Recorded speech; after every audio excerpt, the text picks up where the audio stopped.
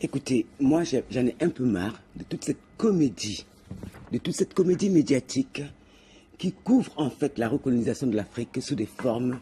Autrefois, on nous faisait des coups d'État, je dirais, militaires. Maintenant, on nous fait des coups d'État électoraux. Je commence à en avoir assez, comme me disent ici, qu'il faut arrêter Laurent Gbagbo et le juger.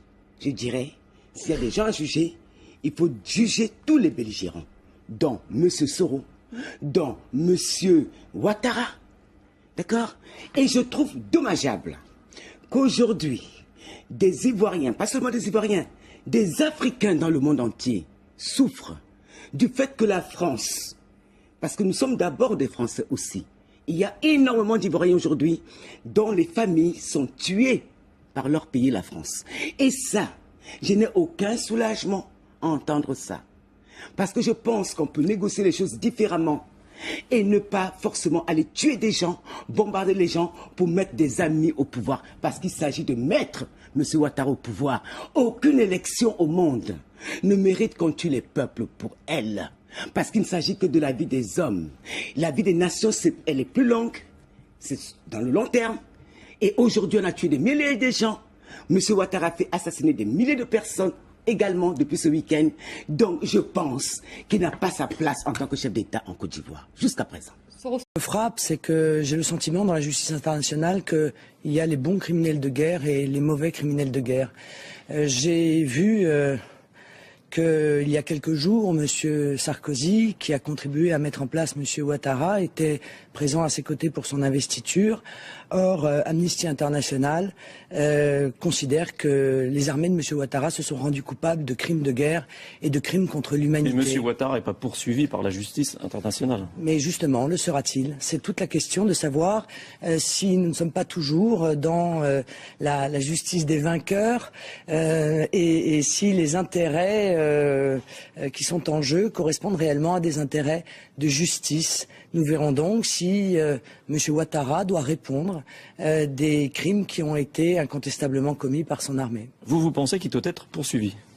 Oui, je pense qu'il doit être poursuivi, oui, bien sûr. Écoutez, ou alors, on considère qu'encore une fois, il y a des intérêts supérieurs qui font qu'il y a les gentils criminels de guerre et les méchants criminels de guerre, comme il y a les bons dictateurs et les méchants dictateurs.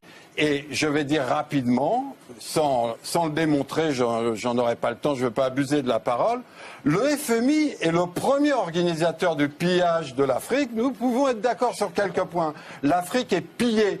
L'Afrique est volée tous les jours. Il y a une poignée de capitalistes, de gangsters, d'impérialistes qui profitent. Ils sont quelques dizaines qui se remplissent les poches pendant que nos soldats sont tués là-bas. De l'argent qui est dans notre porte-monnaie vient précisément de l'exploitation depuis des siècles de l'Afrique. Pas uniquement, mais beaucoup.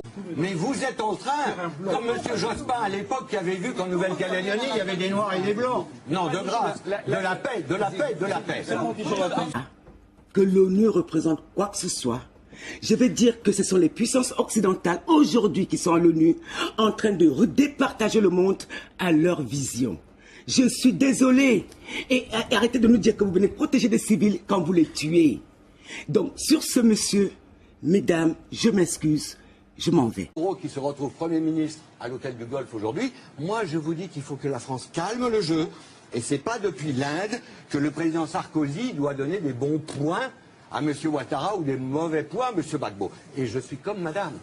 Elle est d'un pays voisin qui est très concerné par ce que veut dire M. Ibrahim Barhema Inassara, M. le colonel Wanké, ou M. Tanja, ou maintenant un putschiste. Il nous faut aider à la démocratie. Or les Américains, de temps en temps, je me tourne vers une journaliste qui a vécu là-bas. Quand ils déconnent, quand la CIA déconne, quand Washington déconne, parce qu'ils ne s'intéressent qu'au pétrole, aux mines, à l'uranium. Nous aussi, les Français. Oui, oui. Les Chinois maintenant. Mais il y en a d'autres. Il y en aura d'autres. Il y aura les Coréens, il y aura les Indiens. Mais aujourd'hui, de grâce, les Africains qui vivent en Côte d'Ivoire, qui soient baoulés, qui soient bêtés, qui soient doula, qui soit avec M. Gbagbo, qui soit avec M. Ouattara, qui soit avec M. Bégué, qui soit avec M. Soro Guillaume. Il ne faut pas qu'ils s'entretuent. Et à confondre ce que vous venez de faire le Hamas et je ne sais qui. Mais vous êtes en train, comme M. Jospin à l'époque qui avait vu qu'en Nouvelle-Calédonie, il y avait des Noirs et des Blancs. Non, de grâce, de la paix, de la